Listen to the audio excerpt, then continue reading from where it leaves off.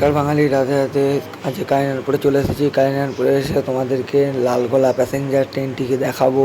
আর তোমরা যদি আমার ইনস্টাগ্রাম চ্যানেলে নতুন হয়ে থাকো তাহলে লাইক করো, কমেন্ট করো, শেয়ার করো।